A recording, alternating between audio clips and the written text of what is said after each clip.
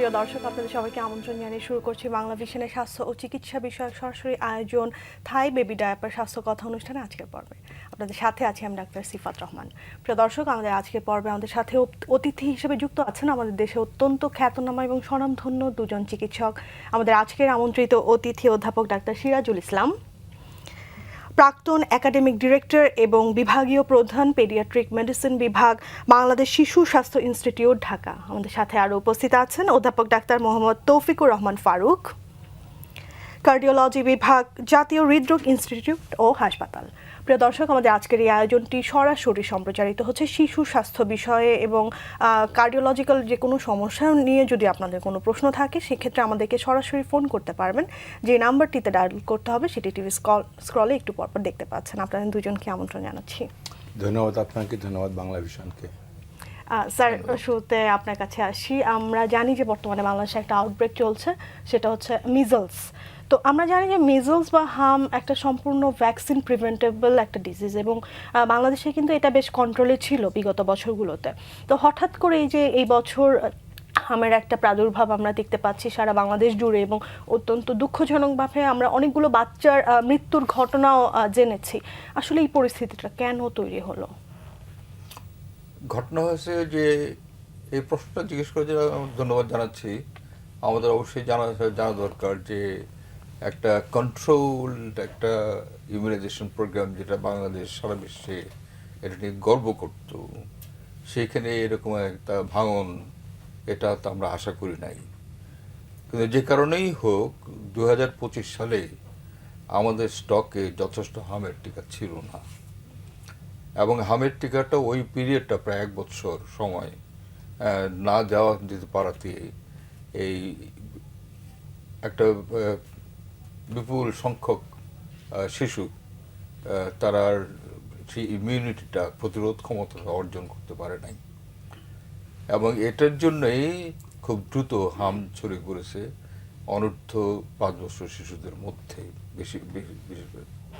Highly contagious একটা রোগ। একটা জিনিস হলো যে বাংলাদেশে ব্যাপকভাবে হচ্ছে, কিন্তু ওয়ার্ল্ড ওয়াইড কিন্তু একটা ট্রেন্ড আছে এখন হাম বেড়ে যাওয়ার, ইনক্লুডিং ইউনাইটেড স্টেটস।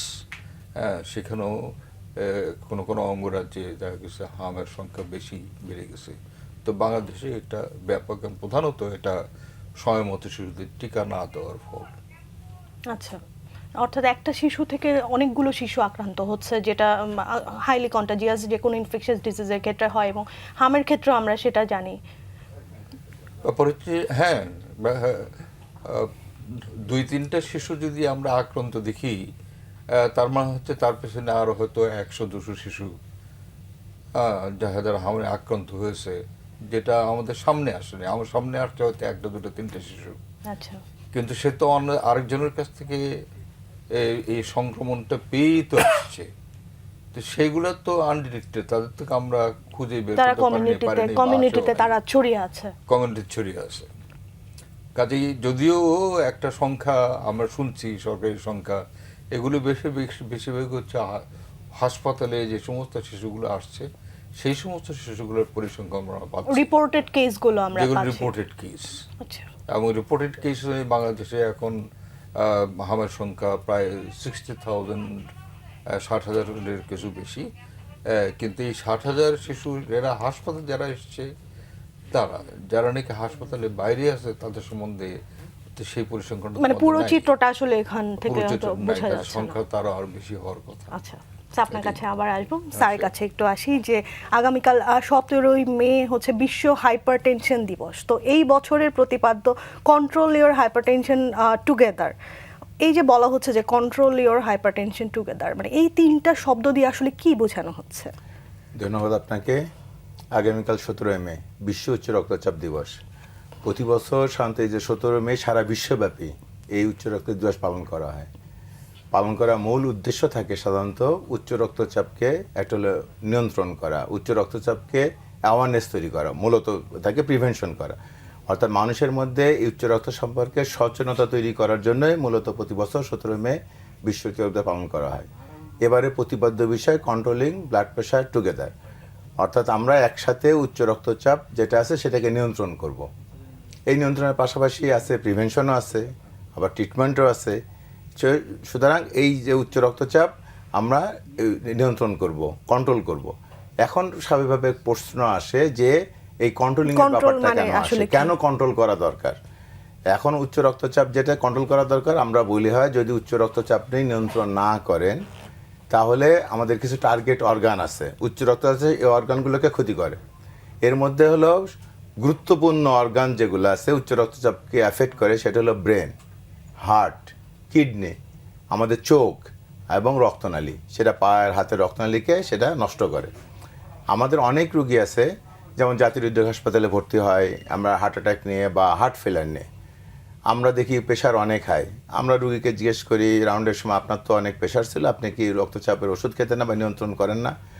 বলে আমাদের বল স্যার আমার কোনো দিন কোনো উপসর্গ ছিল না বা কোনো সমস্যা ছিল না, কোনো ঘাড়ে ব্যথা ছিল না, এই জন্য আমরা ডাক্তারের কাছে যাই। রোগী বুঝতেই পারেননি যে তার হাইপারটেনশন আছে। আবার এক গ্রুপ ছিল যে ওরা আবার বলে যে আমার উচ্চ রক্তচাপ ধরা পড়ছিল, ডাক্তার বলছে যে আমার প্রেশার আছে, আপনাকে এটা নিয়ন্ত্রণ করতে হবে, আমাকে কিছু নিয়ম মানের কথা বলছে, আমাদের কিছু ওষুধের কথা বলছে, কিন্তু আমার যেহেতু কোনো উপসর্গ বা সমস্যা ছিল না, আমি আসলে ওষুধটা কন্টিনিউ করি নাই বা ওষুধ আমি শুরুও করি নাই, যে আমার কোনো সমস্যা নেই।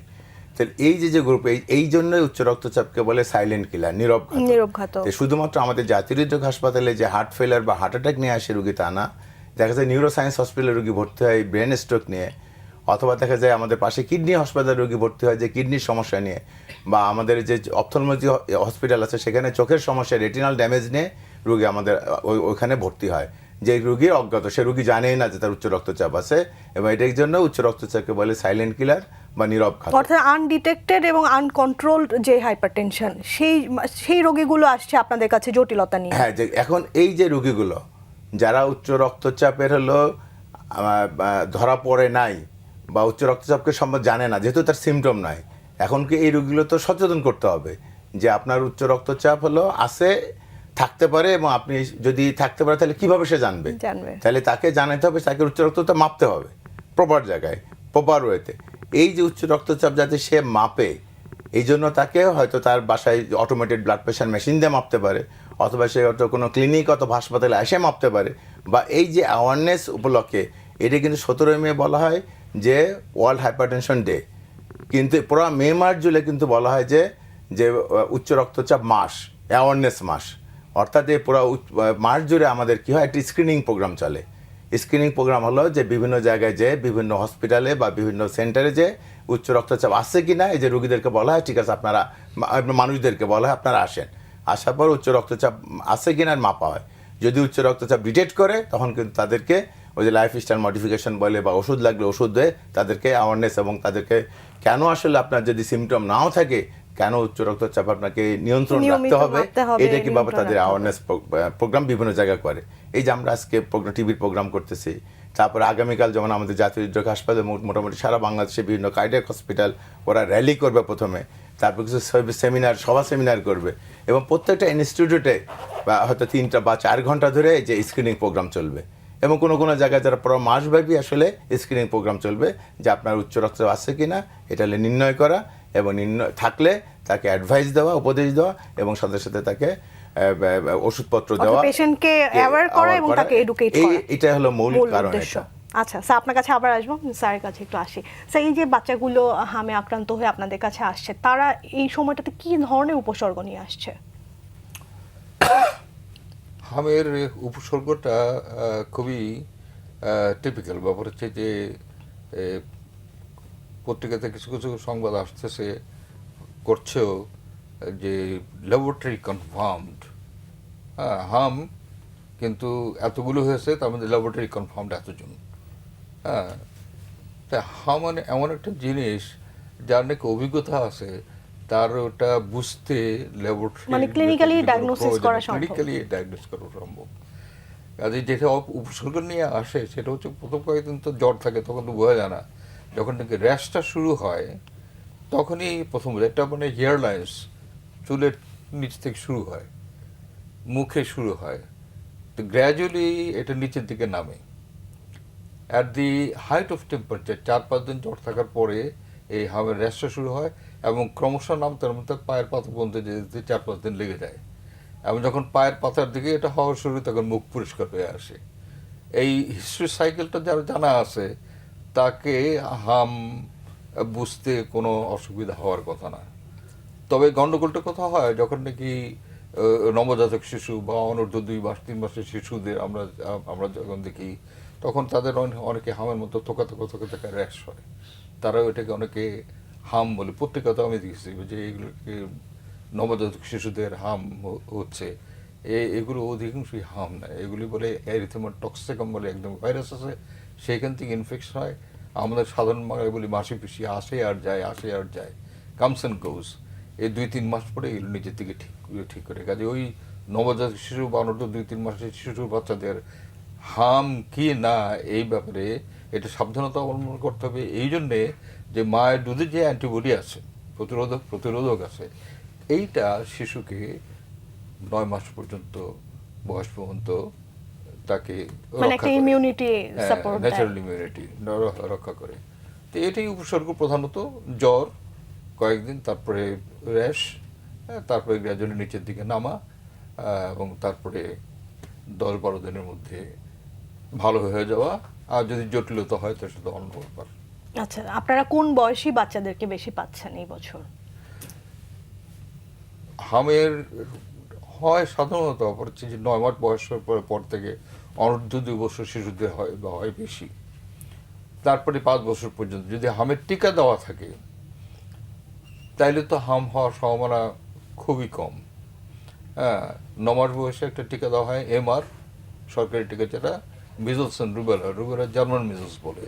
সেটা আবার অন্য জিনিস, সেটা মানে চোখে দেখার আগেই চলে যায়। একটু জ্বর হয় একদিন, একটু র্যাশ হয়, লসিকা গ্রন্থি লিম্ফ নোডস যেগুলো বলে আর কি, সেগুলো একটু ফুলে ওঠে। এই তারপরে ওটা ঠিক হামের সঙ্গে সামঞ্জস্যপূর্ণ বলে কোনো কিছু চিন্তা করলে অসুবিধা। ওগুলি আমরা বলি জার্মান মেজলস।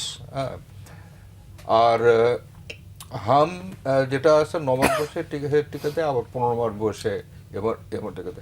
এই দুটো টিকা দেওয়া থাকলে মোটামুটি বাচ্চাদের 10-12 বছর পর্যন্ত ভালো থাকে। তারপর 10 বছর পরে যে ন্যাশনাল ক্যাম্পেইন হয়, এই ন্যাশনাল ক্যাম্পেইনের মধ্যে তখন টিকা দিয়ে দিলে ভালো থাকে, অ্যাটলিস্ট লাইফ লংয়ে ভালো থাকে।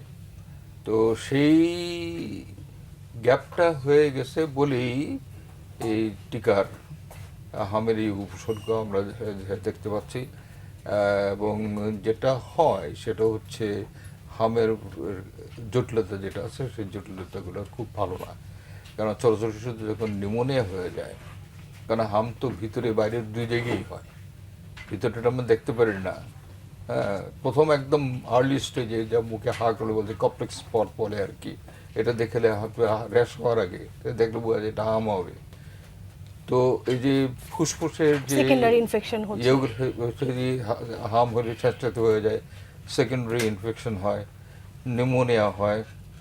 হ্যাঁ, এবং এই নিউমোনিয়া আরেকটা জিনিস হচ্ছে যে পেটের ভিতরে যখন হয় তখন স্মল স্টিন, ক্ষুদ্রান্ত, তার যে ভিলাই, হ্যাঁ, ছোট ছোট ছোট ছোট চুলের মতো যা থাকে, সাবটোটাল ভিলাস অ্যাট্রফি বলে আর কি, যেখান থেকে ল্যাকটেজ এনজাইম, দুধ হজম করার জন্য যে এনজাইম তৈরি হয়, সেটা ঝরে পড়ে যায়। ঝরে পড়ে যাওয়ার ফলে যে দুধটা হজম করতে পারে না, বাচ্চাদের ডায়রিয়া হয়। এবং ডায়রিয়া হয়ে সবচেয়ে বড় মারাত্মক জিনিস হাইপোক্যালেমিয়া, পটাশিয়ামটা কমে যায়। তো এই দুটো উপসর্গ যদি বাচ্চাদের দেখা যায়, সেই সমস্ত বাচ্চাদের নিয়ে রীতিমতো যুদ্ধ করতে হয়। এবং এই বাচ্চাগুলোই পরবর্তীতে খারাপ হওয়ার ঝুঁকি থাকে, মৃত্যু এই সমস্ত বাচ্চাগুলোরই। আচ্ছা, মানে নিউমোনিয়া এবং ডায়রিয়া, ডায়রিয়া প্রধানত এই দুটো আচ্ছা জটিলতা। বাবা মায়েদের এই বিষয়টা এনসেফালাইটিস, সেই মিডলস এনসেফালাইটিস, এতে মানুষের বাচ্চাদের মস্তিষ্ক ক্ষতিগ্রস্ত হতে পারে। হ্যাঁ, তখন বাচ্চা অজ্ঞান হয়ে যায়, অনেক সময় খিচুড়ি হতে পারে, সেটাও মৃত্যুর একটা কারণ। এই 3টেই প্রধান কারণ। আচ্ছা, এটি ঠিক আছে স্যার, আপনার কাছে আবার ফিরে আসছি, স্যারের কাছে আসছি। যে স্যার, আপনি কন্ট্রোল সম্পর্কে বলছিলেন যে আসলে হাইপারটেনশন কেন কন্ট্রোল করাটা জরুরি, আপনি টার্গেট অর্গানের কথা বললেন। তো এই যে কন্ট্রোল করা বলতে আসলে ব্লাড প্রেশার কত থাকা বোঝায়, বা সেটা তো আসলে প্রতিটা পেশেন্টের কন্ডিশন, তার ইন্ডিভিজুয়াল বয়স, সব কিছুর উপর নিশ্চয়ই নির্ভর করে যে তার জন্য আসলে কন্ট্রোল বলতে মানে তার সিস্টোলিক এবং ডায়াস্টোলিক প্রেশারটা কত থাকবে। প্রতিটা পেশেন্টকে নিশ্চয়ই আপনারা সেভাবে এডুকেট করে দেন। এই বিষয়টি নিয়ে হ্যাঁ, বলুন। ধন্যবাদ। গুরুত্বপূর্ণ জিনিস। সাধারণত আমরা যখন ডায়াগনোসিস করি আমরা বলি যে সিস্টোলিক ব্লাড প্রেশার যদি 140-এর উপরে আর ডায়াস্টোলিক ব্লাড প্রেশার যদি 90 বা তার উপরে থাকে তখন আমরা বা যে কোনো একটা যদি বাড়তি থাকে তাকে আমরা উচ্চ রক্তচাপ বলি। আর এদেরকে আমরা যখন আমরা বলে দিই ওষুধ দেই বা লাইফস্টাইল মডিফিকেশন দেই তখন আমরা একটা টার্গেট বলে দেই যে আপনার গোল কি, অর্থাৎ আপনি এর নিচে রাখার চেষ্টা করবেন। সাধারণত ম্যাক্সিমাম ক্ষেত্রে যেটা হোক কিডনি ডিজিজ বা অন্যান্য অনেক কিছু বলা হয়, এখন আপাতত বলা হয় যে কখনো 130 বা 135-এর নিচে আর ডায়াস্টোলিক ব্লাড প্রেশার 80 বা 85-এর নিচে, এর নিচে সাধারণত রাখার চেষ্টা করতে হবে টার্গেট গোল। এখন এই গোলের আসলে উদ্দেশ্য কী, কেন আমরা এটা নিচে রাখতে বলি? সাধারণত বলা যদি এর নিচে থাকে তাহলে যে কথাটা আমরা ওই যে বললাম টার্গেট অর্গান ড্যামেজ অর্থাৎ ব্রেন, হার্ট, কিডনি এগুলো ক্ষতিগ্রস্ত হওয়ার সম্ভাবনা কম থাকে যদি আমরা এই রক্তচাপের নিচে, এটা অধিকাংশ গবেষণা দ্বারা প্রমাণিত যে এর নিচে রাখলে আমাদের ওই অর্গানগুলো ভালো থাকে এবং ক্ষতিগ্রস্ত হওয়ার সম্ভাবনা কম থাকে ইউজুয়ালি। আচ্ছা, সেই পেশেন্টগুলো কি বাসায় তাদের ব্লাড প্রেশারটা নিয়মিত মনিটর করবেন? হ্যাঁ, তা বাসায় এই জন্য আসলে বলা আছে যে এই যে কন্ট্রোলিং ব্লাড প্রেশার টুগেদার, এই টুগেদারের কথা যেটা বলা আছে যে এখানে শুধুমাত্র রোগীর যে রোল না, এখানে রোগীর পাশাপাশি রোগীর যেন আত্মীয় স্বজন যারা আছে বা ফ্যামিলি মেম্বার যারা আছে ওনারা, তারপরে ডাক্তারের এন্ড থেকে অর্থাৎ ফিজিশিয়ান তারও ওনার কিছু রোল আছে, এবং সামাজিকভাবে যে এরকম আমাদের ওনাদের রোল আছে, রাষ্ট্রীয়ভাবে রোল আছে। কিছু কিছু জিনিস আছে যেমন আমরা যে এনসিডি কর্নার প্রোগ্রাম খোলা অর্থাৎ নন কমিউনিকেবল ডিজিজ আর কি, এবং এদেরকে যে অনেক আছে যে এই যে উচ্চ রক্তচাপের ওষুধ স্বাভাবিকভাবে অনেক অ্যাভেলেবেল নাও হতে পারে, এক দুই নম্বর উচ্চ রক্তচাপের ওষুধ দাম বেশি হতে পারে, সেটা কিনে খাওয়ার সামর্থ্য রোগী নাও থাকতে পারে। তাহলে এই যে এই রোগীগুলো যে ওষুধ কীভাবে পাবে, সেই জন্য আমাদের এই যে বিভিন্ন উপজেলা কমপ্লেক্সগুলোতে উপজেলা পর্যায়গুলোতে এনসিডি কর্নার করে এই যে এগুলোকে রোগীদের ফ্রি ওষুধ দেওয়ার ব্যবস্থা করা হয়েছে যাতে রোগীরা নিয়মিত ওষুধ পায়। এইটা তো আবার রাষ্ট্রীয়ভাবে দায়িত্ব। দুই হলো আমার ওষুধ নিয়ে আসলো রোগী, আমরা যে উচ্চ রক্তচাপের জন্য সবচেয়ে বেশি কারা এফেক্ট, যত বয়স বাড়তে থাকে তত উচ্চ রক্তচাপের সম্ভাবনা বেশি থাকবে, অর্থাৎ বয়স্ক মানুষে। সেখানে তো আবার ওষুধ খাওয়ানোর ব্যাপার আছে, তারপর অনেক সময় দেখা যায় প্রেশার মাপার ব্যাপার আছে, ফলো আপের ব্যাপার আছে, মনিটরিংয়ের ব্যাপার আছে, মানে তার পরিবারের সদস্যদের কেয়ার গিভার। তাহলে এখানে পরিবারের সদস্যদের রোল আছে, অর্থাৎ পরিবারের সদস্যরা এরা ওষুধ নিয়মিত খাওয়াবে, এবং যেটা লাইফস্টাইল যেটা জিনিস আছে ওইগুলো তারা খাবার দাবার বলি অথবা আমাদের এক্সারসাইজ বলি এগুলো তো তাদেরও খেয়াল রাখার ব্যাপার আছে। এবং ওই যে প্রেশার মাপা যেটা আছে, প্রেশার মেপে লিখে রাখা, নোট করে রাখা, পরবর্তী যখন ডাক্তারের কাছে ফলো আপে আসবে তখন এই নোটবুকটা নিয়ে আসা যে আমাদের ওভারঅল প্রেশার এমন ছিল, তাহলে সেখানে ওষুধ অ্যাডজাস্টমেন্টের প্রয়োজন আছে। সেখানে আবার ডাক্তারের দিক থেকে আবার সেটা যেমন রোগীর কাউন্সিলিংয়ের ব্যাপার আছে যে কেন আপনার আসলে সিমটম না থাকলে ওষুধ খাওয়া জরুরি, কেন আপনি ওষুধ খাবেন, এবং ওষুধ খেলে তার রোগীর কিছু অনেক ওষুধ আছে কিছু জটিলতাও থাকতে পারে, এবং কিছু ইয়ে আছে যে এই ওষুধগুলোর কিছু যেমন কিছু পটাশিয়াম কমাইতে পারে, লবণ কম বেশি করতে পারে। এই যে রোগীর আপনি এতদিন পরে এই পরীক্ষাগুলো করবেন, এই যে রোগীর কাউন্সিলগুলো বলে দেওয়া এবং নোট করে দেওয়া, সাথে সাথে রোগীর জন্য প্রপার ড্রাগ সিলেকশন করা। আমাদের মার্কেটে কিন্তু মানে অ্যান্টি হাইপারটেনসিভ বা উচ্চ রক্তচাপের অনেকগুলো ওষুধ আছে, সব ওষুধ কিন্তু সমানভাবে কার্যকরীও না, আবার সবগুলোর বেনিফিটও সমান না, আবার সব ওষুধগুলো সব ক্ষেত্রে ইন্ডিকেটেড না। অর্থাৎ রোগীর কোমরবিডিটিস বলি, অর্থাৎ প্রেশারের সাথে সাথে অন্যান্য রোগ আছে, হার্টের রোগ থাকতে পারে, তারপরে এখন দেখা যাচ্ছে যে তার কিডনির সমস্যা থাকতে পারে। সেই সব ক্ষেত্রে আমরা স্পেশাল কিছু ওষুধ তাকে চুজ করে দিই। কোনো কোনো ক্ষেত্রে হতে পারে ওষুধের দাম কম কিন্তু রোগীর হয়তো অ্যাজমা আছে, আমরা ওষুধগুলো তাকে আবার অ্যাভয়েড করি, ওইগুলো দেওয়া যায় না। কিন্তু এই যে প্রপার সিলেকশন করা এটাও কিন্তু ফিজিশিয়ানের কর্তব্য। শুধু এই জিনিস, এই জন্য আমরা এটা হচ্ছে কন্ট্রোলিং ব্লাড প্রেশার টুগেদার, অর্থাৎ সবাই মিলে সবার দায়িত্ব এই যে রোগীর বা মানুষের যে রক্তচাপ নিয়ন্ত্রণ করা। এটা হলিস্টিক একটা অ্যাপ্রোচ, ডেফিনেটলি। আপনার কাছে ফিরে আসবেন, স্যারের কাছে একটু আসছি যে এই সময়টা যেহেতু একটা হামের প্রাদুর্ভাব চলছে, তো বাবা মায়ের আসলে সচেতনতার জায়গাটা কোথায়, তাদের কি মাথায় রাখা উচিত? তাদের যেটা মাথায় রাখা উচিত সেটা হচ্ছে যে হাম হয়ে গেলে সঙ্গে সঙ্গে বাবা মাকে আমাদের সেভাবে তো ক্যাম্পেইনটা সেভাবে হয় না, আমরা বাবা মাকে সেভাবে তো বুঝাতেও পারি না যে হাম হয়ে গেলে এই বাচ্চাটাকে অন্য শিশুদের সঙ্গে মিশতে দিও না বা তাকে আলাদা করে রাখা। সেই মা যদি সচেতন হয়ে তার বাচ্চাকে ঘরের মধ্যে আলাদা করে রাখে, তাহলে আশেপাশে যে সমস্ত শিশুগুলো তার কন্ট্যাক্টে না আসলে ভাইরাসটা তাকে অ্যাভয়েড করতে, কারণ ড্রপলেট ইনফেকশন বাতাসে বেশি বেড়ায়, তো যেই কাছে একটা হাঁচি কাশি দিবি তার মধ্যে এটা ঢুকবে।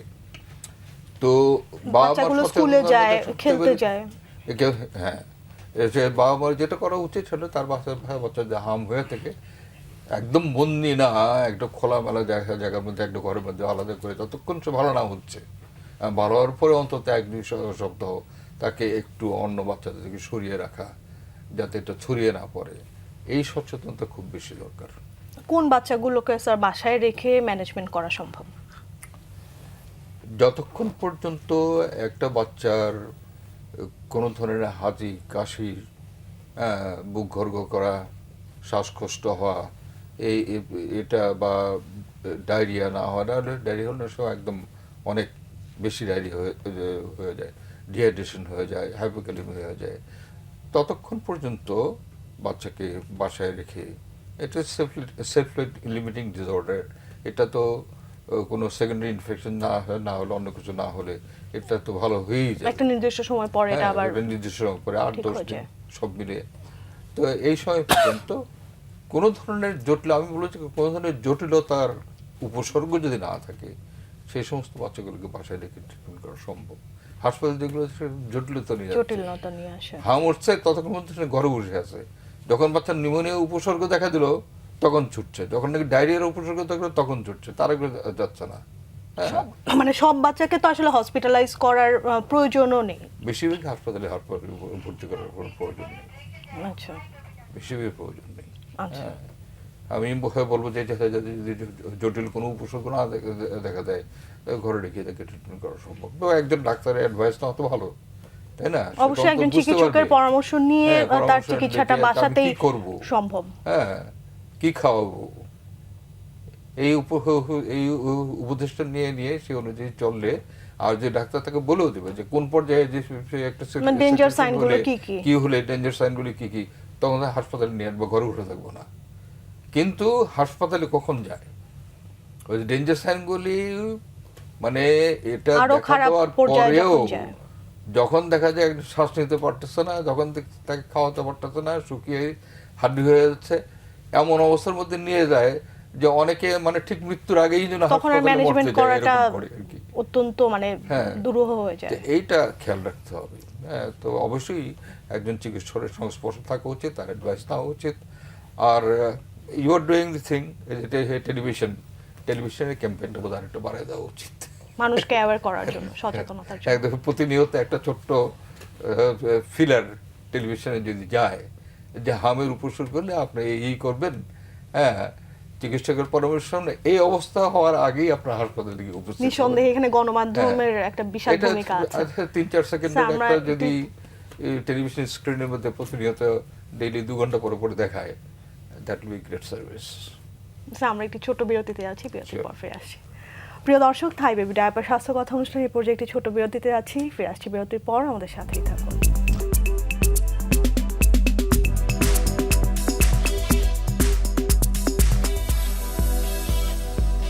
প্রিয় দর্শক, বিরতি শেষে আবার আমন্ত্রণ জানাচ্ছি বাংলাদেশের স্বাস্থ্য বিষয়ক সরাসরি আয়োজন থাই বেবি ডায়াপার স্বাস্থ্য কথা অনুষ্ঠানে। আপনাদের সাথে আছি আমি ডাক্তার সিফাত রহমান। প্রিয় দর্শক, আমাদের সাথে আজকে স্টুডিওতে উপস্থিত আছেন আমাদের দেশের দুজন স্বনামধন্য চিকিৎসক। আমাদের আজকের আমন্ত্রিত অতিথি অধ্যাপক doctor Sirajul Islam, former academic director এবং বিভাগীয় প্রধান পেডিয়াট্রিক মেডিসিন বিভাগ, বাংলাদেশ শিশু স্বাস্থ্য ইনস্টিটিউট, ঢাকা। আমাদের সাথে আরও উপস্থিত আছেন অধ্যাপক ডাক্তার মোহাম্মদ তৌফিকুর রহমান ফারুক, কার্ডিওলজি বিভাগ, জাতীয় হৃদরোগ ইনস্টিটিউট ও হাসপাতাল। প্রিয় দর্শক, আমাদের এই আয়োজনটি সরাসরি সম্প্রচারিত হচ্ছে। আমাদেরকে ফোন করতে চাইলে টিভি স্ক্রলে যে নাম্বারটি দেখতে পাচ্ছেন সেই নাম্বারটিতে ডায়াল করতে হবে। বিরতি শেষে আপনাদেরকে আবার আমন্ত্রণ জানাচ্ছি। স্যার, আমরা জানি যে কোনো নন কমিউনিকেবল ডিজিজগুলো হচ্ছে আমাদের বয়সের সাথে একটা সম্পর্ক আছে, অর্থাৎ বয়স যত বাড়ে আমাদের ঝুঁকি তত বাড়ে, এটাই আমরা আসলে জেনে এসেছি। কিন্তু এখন কিন্তু আমরা অনেক ইয়াং বাচ্চাদেরকেও পাই যে যারা হাইপারটেনশনে আক্রান্ত হয়, পরবর্তীতে তাদের অন্যান্য যে জটিলতাগুলো সেগুলোর ঝুঁকিতেও তারা থাকে। তো বাচ্চাদের বিষয়টা নিয়ে স্যার আমাদেরকে একটু বলবেন। আমাদের সাথে একজন শিশু বিশেষজ্ঞ স্যারও আজকে আছেন। তো ধন্যবাদ। এটা খুব গুরুত্বপূর্ণ ইস্যু এখনকার জন্য। সেটা হলো যে এখন অনেক ইয়ং পেশেন্ট আমরা পাচ্ছি যাদের হলো উচ্চ রক্তচাপ আছে। সাধারণত আমরা উচ্চ রক্তচাপ চিন্তা করতাম 40 বছর বা তার চেয়ে বেশি বয়স হচ্ছে তাদেরকে আমরা ধারণা করতাম যে আমার উচ্চ রক্তচাপ হতে পারে। বিশেষ করে যে আমরা এসেনশিয়াল হাইপারটেনশন বলি, মানে উচ্চ রক্ত সুনির্দিষ্ট কোনো কারণ নেই।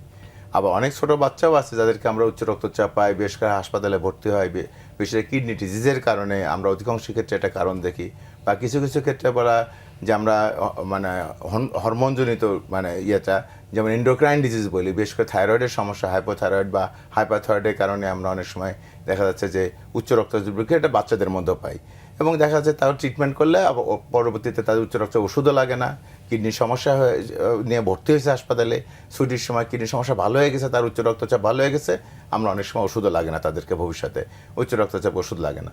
তো সুতরাং এই যে বাচ্চাদের মধ্যে যেটা এটা আমরা বললাম যে সুনির্দিষ্ট কোনো কারণে উচ্চ রক্তচাপ হওয়া, এটা আমরা সেকেন্ডারি হাইপারটেনশন বলি। আবার অনেক ক্ষেত্রে আমাদের কার্ডিয়াক কারণে অনেক সময় হয়, যেমন কয়েকটা সময় আওটা বলি, অর্থাৎ হার্টের থেকে যে বড় রক্তনালী বের হয়েছে সেই রক্ত অনেক সময় চেপে যায়, এই চেপে যাওয়ার জন্য অনেক সময় ইয়ং পেশেন্ট যারা আছে ওদেরকে আমরা উচ্চ রক্তচাপ পাই। সেখানেও আমরা চিকিৎসা দিলে যে অংশটা চেপে গেছে অনেক সময় কেটে দেওয়া হয় বা ওখানে বেলুন দিয়ে ফুলাই দেওয়া হয়, তারপরে রোগীর আস্তে আস্তে কিছুদিন ওষুধ খায়, পরবর্তীতে আর ওষুধ খাওয়ার প্রয়োজন হয় না। তো এই যেটা সেটা আমরা বলি সেকেন্ডারি হাইপারটেনশন, যেটা অনেক সময় আমরা ইয়ং পেশেন্টদের বা ছোটো বাচ্চাদেরও আমরা পেতে পারি। কিন্তু আমরা যেটা কাছে এসেনশিয়াল হাইপারটেনশন বলি, সুনির্দিষ্ট কোনো কারণ ছাড়া, যেটা আমরা বলি কিছু রিস্ক ফ্যাক্টর বলি, সেই রিস্ক ফ্যাক্টরের কারণে যাদের বয়স্কদের যারা উচ্চ রক্তচাপ হয়, আমরা ইয়ংদের ক্ষেত্রে আরো উচ্চ রক্তচাপ পাচ্ছি। যেমন 25-30 বছর বা ইভেন 20 বছর বয়সের একটা ছেলে আসতেছে, তার মা বাবা নিয়ে আসতেছে, আমরা প্রেশার হাই দেখতেছি।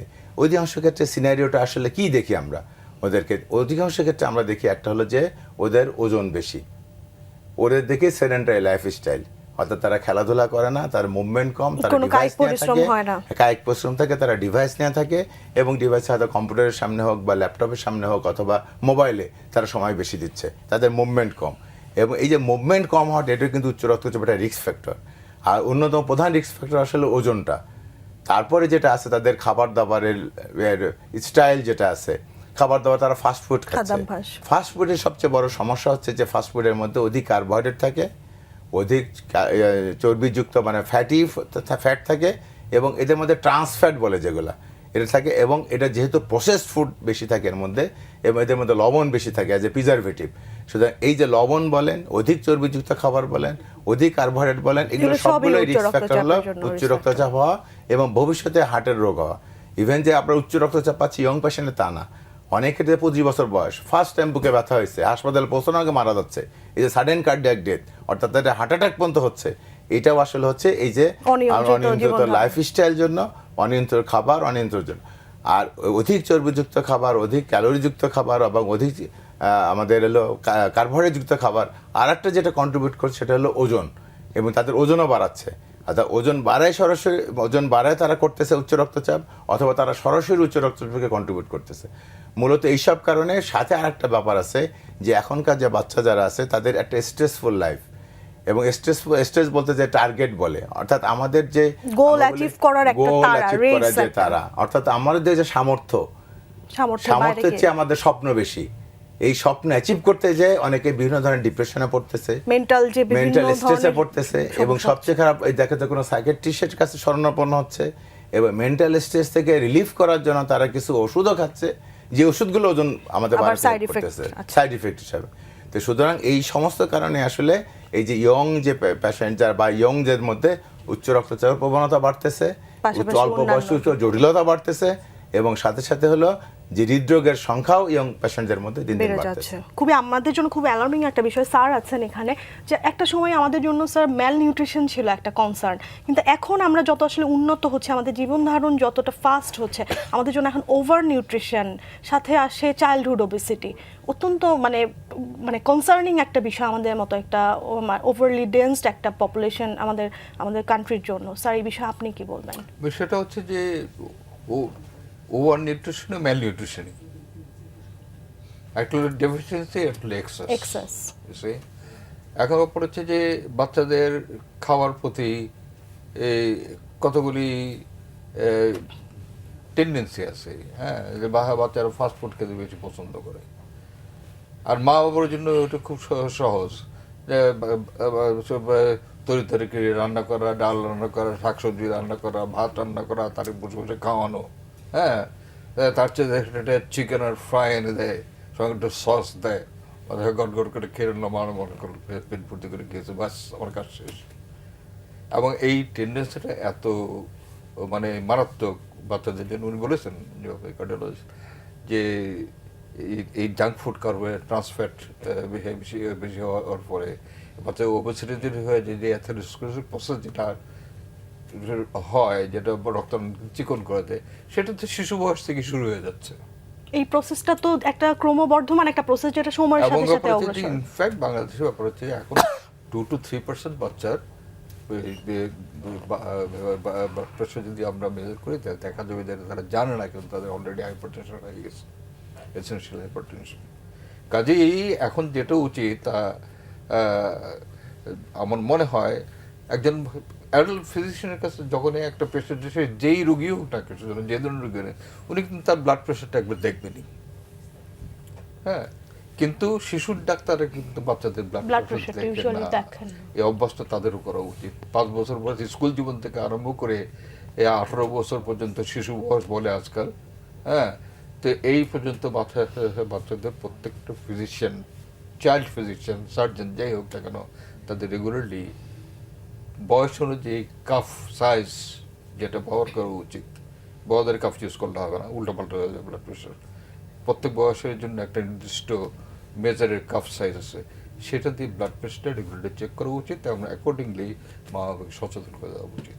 এবং পাশাপাশি ফ্যামিলি হিস্ট্রি আমরা জানি যে ফ্যামিলিতে family হিস্ট্রি history, থাকলে সেটা একটা মারাত্মক প্রিডিসপোজিং ফ্যাক্টর হিসেবে কাজ করে। এক্স্যাক্টলি করে। আচ্ছা, বাবা মায়েদের আসলে এটা ভাবার কোনো কারণে যে আমার বাচ্চাটা ছোট, সে যে কোনো এই ধরনের অসংক্রামক ব্যাধির ঝুঁকি থেকে বাইরে, সেটাই আসলে এই আলোচনায় আমরা বুঝতে পারলাম। সো আমরা একটু প্রিভেনশন সম্পর্কে আসলে জানতে চাই যে এই যে আমরা প্রতিরোধের কথা বলে, এই প্রতিরোধের শুরুটা আসলে কখন হবে? ধন্যবাদ। প্রতিরোধ তো শুরু করতে হবে, এই প্র্যাকটিস যেটা আছে সেটা হলো ছোটোবেলা থেকেই। এবং আমরা এই জন্য একটা কথা বলি, যেমন আলোচনা হচ্ছে, স্যারও আলোচনা করেছেন ভ্যাকসিন, টিকা নিয়ে। তা আমরা একটু বলি যে এই যে প্রিভেনশন অফ হাইপারটেনশনে যেটা, এটা হলে আমরা একটা বলি হচ্ছে ভ্যাকসিন অফ হাইপারটেনশন। অর্থাৎ হাইপারটেনশন প্রিভেনশন করার জন্য যে উপায়গুলো আমরা অবলম্বন করতে হবে, যে লাইফস্টাইলগুলো আমরা অ্যাডপ্ট করা লাগবে, সেগুলোকে আমরা একসাথে বলতেছি হলো ভ্যাকসিন অফ হাইপারটেনশন। এখন এগুলো আসলে কী কী, যেহেতু অলরেডি আমরা একটা আলোচনা করলাম, সেটা হলো ওবেসিটি, অর্থাৎ ওজন বেশি। তাহলে এদেরকে নিয়মিত যেটা আছে যে আমার হাইট তুলনায় আমার ওজন কত থাকা উচিত, বিএমআই বলি আমরা, এবং এই স্ট্যান্ডার্ড বিএমআইয়ের মধ্যে আমাদের থাকতে হবে। এবং সর্বতি এর পিছনে যে ওজনের পিছনে আমাদের, এবং ওজন কমাইলেও ডেফিনেটলি দেখা যায় অনেকের উচ্চ রক্তচাপ ভালো হয়ে যায়। যেমন একটা কোশ্চেন সবসময় আসে যে একবার ওষুধ শুরু করলে জীবনে আর বাদ দেওয়া যায় না, উচ্চ রক্তচাপের ওষুধ, এই কনসেপশন মানুষের মধ্যে ঢুকে গেছে। কিন্তু অলরেডি আমি একটা কথা বললাম যে সেকেন্ডারি হাইপারটেনশন নিয়ে কিন্তু কথা বলছি, যে সেকেন্ডারি হাইপারটেনশন যদি ওগুলো চিকিৎসা করা হয়, যেমন অনেক ক্ষেত্রে দেখা যায় অনেক ইয়ং লেডি তাদের হলো ওসিপি, ওরাল কন্ট্রাসেপটিভ পিল খাওয়ার উচ্চ রক্তচাপ হয়, এবং দেখা যাচ্ছে ওসিপি বন্ধ করার পরে কিছুদিন পরে তারা আর উচ্চ রক্ত ওষুধ লাগে না, এই গ্রুপের ওষুধ। অনেকের আছে যে ব্যথার ওষুধ খেলে, বিশেষ করে বয়স্ক মানুষের ব্যথার ওষুধ, এবং কিছু কিছু ক্ষেত্রে অনেকে অ্যাজমার হিসাবে ওষুধে কিছু কিছু স্টেরয়েড জাতীয় ওষুধ খায় ব্যথা, এবং তার উচ্চ রক্তচাপ নিয়ে আসে। এই গ্রুপ অফ পেশেন্টে আমরা যখন এই যে NSAID বলি, যেগুলো আইবুপ্রোফেন বা এইগুলো বাদ দিয়ে, ডাইক্লোফেন বাদ দিয়ে যখন অন্য ব্যথার ওষুধ দেওয়া হয় যেগুলো উচ্চ রক্তচাপ বাড়ায় না, তাদের কিন্তু পরবর্তীতে আর উচ্চ রক্তচাপের ওষুধ লাগে না। সুতরাং কোনো কোনো ক্ষেত্রে কিন্তু উচ্চ রক্ত ওষুধ বন্ধ করা, আমরা তো বলি যে রিমুভাল অফ কজ, অর্থাৎ আন্ডারলাইং কারণটা রিমুভ করা। ওগুলো ক্ষেত্রে আমাদের, তার মানে ওবেসিটি একটা গুরুত্বপূর্ণ কারণ, যেখানে আমরা যদি আমরা যদি ওবেসিটি কন্ট্রোল করি, অর্থাৎ তার ওজন যদি স্বাভাবিক নিয়ে আসি, কোনো কোনো ক্ষেত্রে দেখা যায় তার আর উচ্চ রক্তচাপ ওষুধ লাগে না, যদি যেহেতু তার ওবেসিটি তাকে কন্ট্রিবিউট করতেছে উচ্চ রক্তচাপ হওয়ার। তো এই জন্য ওজন কন্ট্রোল করাটা গুরুত্বপূর্ণ। ওজন কন্ট্রোলের সাথে আবার তাহলে আমরা কীভাবে কন্ট্রোল করব, এই সাথে আবার যে আমরা এটা কথা বলে অধিক কার্বোহাইড্রেটযুক্ত খাবার, অধিক ফ্যাটযুক্ত বা চর্বিযুক্ত খাবার, এই খাবারগুলো যেটা বিশেষ করে সম্পৃক্ত চর্বিযুক্ত খাবার, এগুলো আবার হাই ক্যালোরি, এবং এগুলো আমরা যদি বেশি খাই তাহলে যেটুকু আমার শরীরে লাগলো বাদ বাকি কিন্তু আমার চর্বি হিসাবে আমাদের শরীরে জমা হবে, এবং এটা খারাপ ধরনের চর্বি। এই চর্বি আবার আমাদের কী করবে, ইনসুলিন রেজিস্ট্যান্স বলে, ইনসুলিন কাজ করতে দেবে, শরীরে ইনসুলিন আছে, ইনসুলিন কাজ করে, পরবর্তীগুলো ডায়াবেটিস হবে, পরবর্তীতে যেটা আমার স্যার বললেন যে করোনাটা ডিজিজ অথবা অ্যাথেরোস্ক্লেরোটিক প্লাক, যেগুলো অর্থাৎ অল্প বয়সে তার অ্যাথেরোস্ক্লেরোটিক প্লাক হওয়া, এবং এটা প্রোগ্রেস হওয়া সবচেয়ে, মানে এটা অ্যাডভান্সড হওয়া, যে ব্লক পরিমাণ বাড়তে থাকে, এগুলো শুরু হয়ে যাবে। এই জন্য আমরা অধিক চর্বিযুক্ত খাবার, অধিক কার্বোহাইড্রেটযুক্ত খাবার, এত হয়তো বলি বিশেষ করে ফাস্ট ফুড বা জাঙ্ক ফুড, এগুলোকে যত কম খাওয়া এবং এটা খাওয়া। আর একটা খাবার যেটা আমরা বলি অধিক লবণযুক্ত খাবার, অধিক লবণযুক্ত খাবার কি একটা ফাস্ট ফুডের মধ্যে আছে, এটা হলো কনফেকশনের ফুড।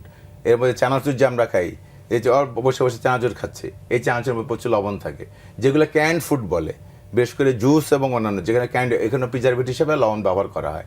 তারপর আমরা শুটকি বলি, যেগুলো এই শুটকির মধ্যে প্রচুর লবণ থাকে, এগুলো কিন্তু কমায় আনতে হবে, বেঁচে হবে লবণযুক্ত খাবার। আরেকটা কথা বলে আমরা পটাশিয়ামযুক্ত খাবার, আর পটাশিয়াম মূলত থাকে শাকসবজি ফলমূলে, বিশেষ করে ফলে। এই ফলমূল জাতীয় খাবার যেগুলো আমরা প্রিভেনশনের মধ্যে আমরা অধিক খাবারের মধ্যে ফলমূল রাখার চেষ্টা করবো, বিশেষ করে ফল। এই ফলের মধ্যে প্রচুর পটাশিয়াম থাকে। পটাশিয়াম সবচেয়ে লাভ হলো একটা, সে উচ্চ রক্তচাপকে প্রিভেন্ট করে হতে, যেমন লবণ, যেমন সোডিয়াম যেমন বাড়ায়, পটাশিয়াম তার উল্টা, সে উচ্চ রক্তচাপকে প্রিভেন্ট করে। সাথে সাথে আমাদের যে ব্লক হওয়া বা এগুলো কিন্তু টেন্ডেন্সি কমায়, এই যদি আমরা তো পটাশিয়ামযুক্ত খাবার। আর পরবর্তীতে আছে এক্সারসাইজ, সেটা খুবই গুরুত্বপূর্ণ। অ্যান্ড এক্সারসাইজের ক্ষেত্রে আমরা এখন আগের কনসেপ্ট ছিল যে সপ্তাহে আমরা 150 মিনিট, যে বা সপ্তাহে 5 দিন কমপক্ষে আমরা 30 থেকে 45 মিনিট আমরা হাঁটবো এবং জোরে হাঁটবো, এরকম কনসেপশন ছিল। এখন কনসেপশন ওটা করতে পারলে ভালো। তারপরে যদি করা না যায়, আলাদা সময় বেন্ট না করা যায়, তাহলে বলছে প্রতিদিন আমরা 8000 স্টেপ হাঁটবো। আমাদের সবার এখন স্মার্ট ঘড়ি, স্মার্টফোন সবাই রয়েছে, এবং স্মার্টফোনের মধ্যে যার সফটওয়্যারটা চালু করে দিলে হবে। এই স্মার্টফোন সাথে থাকলে আমরা 8000 স্টেপ, এবং এই 8000 স্টেপের মধ্যে যে আমরা লিফট থেকে এখানে আসছি, লিফট পর্যন্ত, গাড়ি থেকে লিফট পর্যন্ত নামছি, ওয়াশরুমে যাচ্ছি, সব কিছু ইনক্লুডেড। বলে 8000 স্টেপ যদি থাকে, অর্থাৎ সারাদিন আমি যদি কর্মক্ষম থাকি, তাহলে আমার যে উচ্চ রক্তচাপ হওয়ার বা হার্ট ডিজিজ হওয়ার বা এই যে এনসিডি, নন কমিউনিকেবল ডিজিজ হওয়ার সম্ভাবনা আমাকে কমে যাবে এই এক্সারসাইজ কাজে। আর একটা হচ্ছে দুশ্চিন্তামুক্ত জীবন, stress free life, stress free life lead করা। স্ট্রেস শুধু আমাদের যে উচ্চ রক্তচাপ বাড়ায় না, বরং স্ট্রেস একটা যেটা কাজ করে, আমাদের স্ট্রেস হরমোন কিছু আছে, আমরা অ্যাড্রিনালিন, নরঅ্যাড্রিনালিন বলি, এগুলো আমাদের রক্তনালীকে স্পাজম করে। ফলে দেখা যায় অনেকের ব্লকের মাত্রা সে কম, 20-30%। এই ব্লকগুলো ফেটে যায়, কিন্তু যে কোনো আমাদের অ্যাটাক হতে পারে, হার্ট অ্যাটাক হতে পারে, ইভেন সাডেন কার্ডিয়াক ডেথও হতে পারে। তাকে জীবনে কোনোদিন তার বুকে ব্যথা হয় নাই, কিন্তু তার হঠাৎ করে হার্ট অ্যাটাক হয়ে তার মৃত্যু পর্যন্ত হতে পারে, কারণ তার বয়স কম। তার হয়তো ব্লক হওয়ার, এত বেশি ব্লক হওয়ার মাত্রা এখনো হয় নাই, কিন্তু অল্প ব্লকটা ফেটে যায়, তার হার্ট অ্যাটাক হতে পারে এবং তার মৃত্যুও হতে পারে। তো সুতরাং এই যে আমার স্ট্রেস ফ্রি লাইফ, এইটা লিড করতে হবে। আর একটা ক্ষেত্রে এটা আমাদের দেশে প্রচলন কম আছে, অ্যালকোহল বলা হয়। অ্যালকোহলকে মডারেশন করা, কিন্তু আমেরিকান হার্ট অ্যাসোসিয়েশনে মডারেশন বলতে বলা আছে যে মেল বা পুরুষের জন্য 2 পেগ, ফিমেলদের জন্য 1 পেগ। কিন্তু আমেরিকান হার্ট অ্যাসোসিয়েশন রিকমেন্ডেশন হলো তুমি যদি অ্যালকোহল না খাও, অ্যালকোহল খাওয়া যাবে না। অনেকে আবার রেড ওয়াইন দিয়ে অনেক সময় একটা পক্ষে অনেক সময় বলার চেষ্টা করে, কিন্তু আমেরিকান হার্ট অ্যাসোসিয়েশন একদম রিকমেন্ডেশন হলো যে রেড ওয়াইন আমার স্বাস্থ্যকর হিসেবে রেড ওয়াইন খাওয়া যাবে না। যদি একান্তই খেতে হয় যে আমাদের স্বাস্থ্যকর, সেক্ষেত্রে ওরা লাল আঙ্গুরকে অ্যাডভোকেট করে, লাল আঙ্গুর খাও, লাল আঙ্গুর ওই রেড ওয়াইনের চেয়ে অনেক বেশি ভালো তোমার প্রিভেন্টিভ হিসেবে। মানে স্মোকিং, অ্যালকোহল সহ যে কোনো ধরনের ব্যাড স্মোকিং, ডায়াবেটিস, এগুলো সবই কন্ট্রোল করতে হবে, কারণ এগুলো কিছু কিছু কন্ট্রিবিউট করে। স্যার আপনাকে ধন্যবাদ, আমাদের হাতে সময় শেষ। অত্যন্ত চমৎকারভাবে স্যার আপনি আজকে হাইপারটেনশনের দিকটা তুলে ধরেছেন। স্যার একদম এক লাইনে জানতে চাই যে দর্শকদের জন্য কিছু বলতে চান কিনা? দর্শকদের জন্য বলা এটাই যে এই মুহূর্তে যেহেতু ব্যাপকভাবে হাম হচ্ছে, কাজে শিশুদের যাদের হয়নি, তারা যাতে ওই হামের রোগীর সংস্পর্শে না আসে বা তার থেকে দূরে থাকে যতটা সম্ভব, সেই সচেতনতা থাকলে যেন অনাক্রান্ত শিশুগুলা আক্রমণ হামের সংখ্যা বাড়বে না। এই সচেতনতা অবলম্বন করা এবং সেই হিসাবে শিশুকে লালন পালন করা, এটাই এখন মানে এই সবচেয়ে বেশি মুহূর্তে প্রয়োজন। আসলে সেটাই কাম্য। আপনাকেও অসংখ্য ধন্যবাদ আমাদেরকে সময় দেওয়ার জন্য। প্রিয় দর্শক, আশা করছি এতক্ষণ টিভি সেটের সামনে যারা উপস্থিত ছিলেন তারা আমাদের আজকের পর্ব থেকে উপকৃত হয়েছেন। আপনাদের সাথে দেখা হবে সামনের পর্বে নতুন কোনো বিষয় নিয়ে। আপনারা সবাই ভালো থাকবেন, সুস্থ থাকবেন। থাই বেবি ডায়াপার স্বাস্থ্য কথা অনুষ্ঠানে আজকের পর্ব থেকে এখানেই বিদায় নিচ্ছি।